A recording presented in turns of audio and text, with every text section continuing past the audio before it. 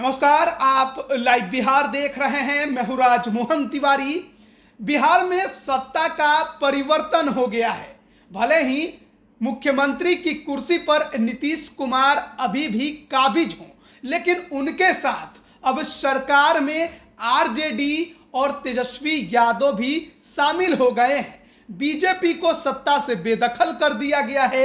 अब बीजेपी बिहार में विपक्ष की भूमिका निभाएगी, लेकिन सत्ता के परिवर्तन के बाद अब इन गठबंधनों का परीक्षा भी होना है और परीक्षा की घड़ी है उपचुनाव। बिहार में 3 सीटों पर उपचुनाव की चर्चा है।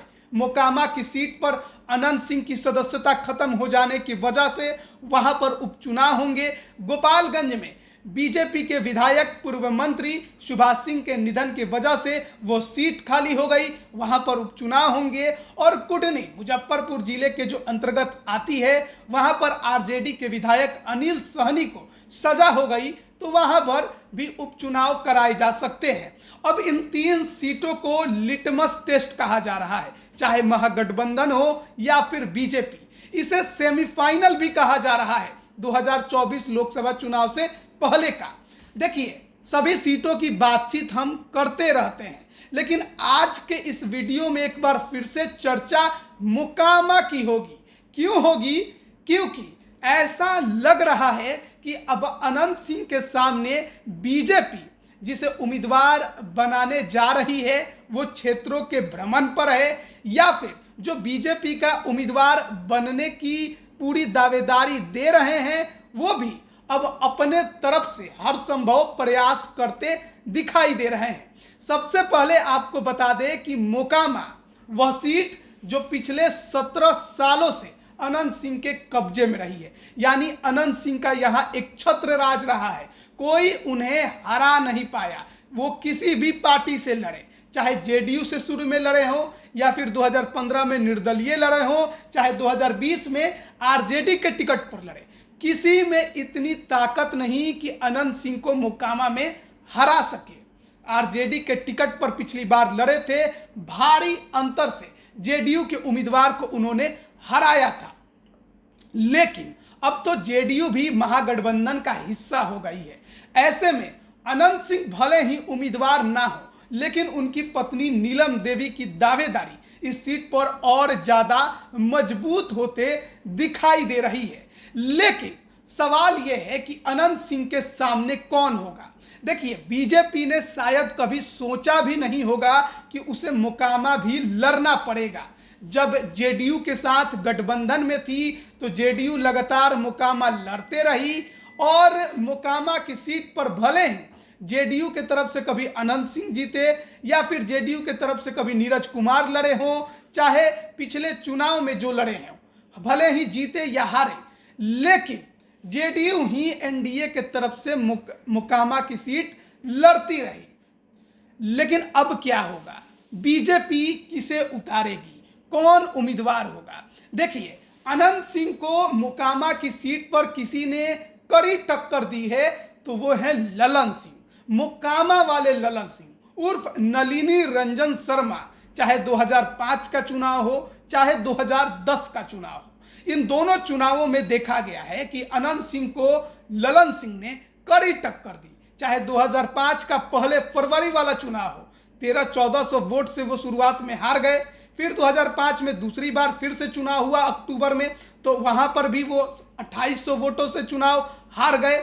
2010 के विधानसभा चुनाव में ललन सिंह चुनाव नहीं लड़े, उनकी पत्नी सोनम देवी चुनाव लड़ी, एलजेपी के टिकट पर लड़ी और लगभग 8000 वोटों से वो चुनाव हार गई। यानी हार जीत का फैसला बड़ा मार्जिन नहीं रहा। लड़ाई में हमेशा देखे गए नलिनी रंजन शर्मा उर्फ ललन सिंह अनंत सिंह के साथ मोकामा में हमेशा इनकी लड़ाई जगजाहिर रही है। लेकिन 2015 का चुनाव जब हुआ तो ललन सिंह जाप के टिकट पर उम्मीदवार बन गए और कहा यह जाता है कि यही सबसे बड़ी गलती उन्होंने कर दी, और इस वजह से जो उनका अपना बेस वोट था वो भी उनसे छिटक गया। 2020 के चुनाव में भी जेडीयू के तरफ से उम्मीदवार बनाए जाने की खूब चर्चा रही। 2019 के दौरान नीतीश कुमार उनके घर पर गए थे और उनको आश्वासन दिया गया था कि 2020 में जेडीयू की तरफ से आप उम्मीदवार होंगे। वो जेडीयू में शामिल भी हो गए, मोकामा में खूब रैलियां भी हुई, लेकिन टिकट उन्हें नहीं मिला।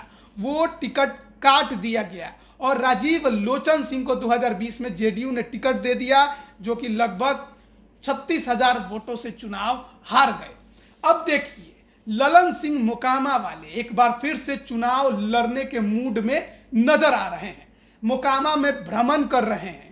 और आज नरेंद्र मोदी जो कि देश के प्रधानमंत्री हैं, उनके जन्मदिवस पर जो उन्होंने ट्वीट किया है वो दर्शाता है कि ललन सिंह चाहते हैं कि बीजेपी अनंत सिंह के सामने उन्हें इस बार के उपचुनाव में उम्मीदवार बनाए। सबसे पहले देखिए ललन सिंह ने ट्वीट किया है, यानी कि वो लिखते क्या है, वो लिखते हैं कि पिछड़े और गरीब परिवार में जन्म लेकर मजबूत और फौलादी इरादों के साथ भारत निर्माण में समर्पित भाव से समस्त देशवासियों को अभिभूत करने वाले हिंदुस्तान के कर्णधार आधुनिक भारत के विश्वकर्मा प्रधानमंत्री श्री नरेंद्र दामोदर दास मोदी जी को मोकामा विधानसभा क्षेत्र की समस्त मतदाताओं की तरफ से जन्मदिवस की ढेर सारी बधाई और शुभकामनाएं देता हूं। पूरा हिंदुस्तान आपके पराक्रमी नेतृत्व में इसी तरह आगे बढ़ता रहे और आप स्वस्थ एवं दीर्घायु रहें, बाबा परशुराम से यही प्रार्थना करते हैं। तो देखिए, एक तरफ जनता दल यूनाइटेड है जो और उसके मुखिया नीतीश कुमार हैं, जो प्रधानमंत्री नरेंद्र मोदी को लेकर ये कहना अब शुरू कर चुके हैं कि ये केवल प्रचार करते हैं, कुछ नहीं करते हैं। जबकि उन्हीं की पार्टी के नेता हैं ललन सिंह, जो कि नरेंद्र मोदी जो कि देश के प्रधानमंत्री हैं उन्हें हिंदुस्तान के कर्णधार बता रहे हैं, आधुनिक भारत के विश्वकर्मा बता रहे हैं और उन्हें बहुत बहुत बधाई दे रहे हैं। और दूसरी तरफ जेडीयू के राष्ट्रीय अध्यक्ष ललन सिंह हैं, वो तो कहते हैं कि देश के प्रधान बिहार पर दे ध्यान, उनके जन्मदिवस के मौके पर। तो ऐसे में ये साफ तौर पर प्रतीत होता है कि मोकामा वाले ललन सिंह बीजेपी के टिकट पर चुनाव लड़ने को आतुर नजर आ रहे हैं। इनके बारे में एक खबर ये भी मिली, जो सूत्र हैं वो बताते हैं कि ये आरसीपी सिंह से भी मिले थे ताकि मोकामा में बीजेपी इन्हें उम्मीदवार बनाए। देखिए, इन्हें इस बात का हमेशा दर्द रहा है कि इनके साथ धोखा हुआ है।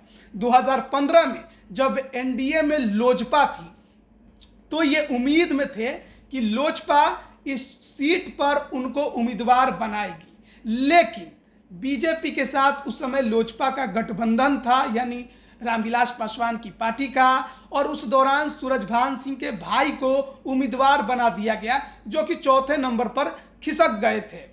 2020 में भी इनको जेडीयू ने आश्वासन दिया था टिकट का, लेकिन टिकट काट दिया गया। इस बार के उपचुनाव में ये उम्मीद लगाए हुए हैं, क्योंकि अब बीजेपी के पास उम्मीदवार नहीं है, तो ऐसे में बीजेपी क्या करेगी? जिसके पास जनाधार है, जिसके पास अपना एक कैडर है मोकामा में, वो है मोकामा वाले ललन सिंह। तो ये भी जानते हैं कि बीजेपी को भी जरूरत है एक दमदार प्रत्याशी की, और उसकी कमी ये पूरा कर सकते हैं। और इसीलिए कहा यह जा रहा है कि बीजेपी के नेताओं के साथ इनकी मुलाकात हो रही है। साथ ही साथ जो विजय सिन्हा है, लखीसराय के विधायक हैं, विधानसभा में अब नेता प्रतिपक्ष बन गए हैं, भूमिहार समुदाय से आते हैं, मोकामा की बगल वाली सीट है लखीसराय, तो उनकी भी इज्जत दांव पर है। तो उनके साथ भी संबंध बनाने की कोशिश हो रही है ताकि इन्हें उम्मीदवार बनाया जा सके। अब देखना यह होगा कि बीजेपी उम्मीदवार किसे बनाती है, अनंत सिंह के सामने किसे उतारती है। क्या मोकामा वाले ललन सिंह को उम्मीदवार बनाएगी बीजेपी, या कोई नया चेहरा एक बार फिर मोकामा में देखने को मिलेगा अनंत सिंह के सामने? क्या होगा ये तो वक्त की बात है। फिलहाल बीजेपी की तरफ से स्टैंड कुछ भी क्लियर नहीं है। विजय सिन्हा लगातार मोकामा में प्रवास करके कहीं ना कहीं अनंत सिंह को नुकसान पहुंचाने की और अपनी पार्टी को मजबूत करने की कोशिश कर रहे हैं। कितना कर पाएंगे ये देखने वाली बात होगी।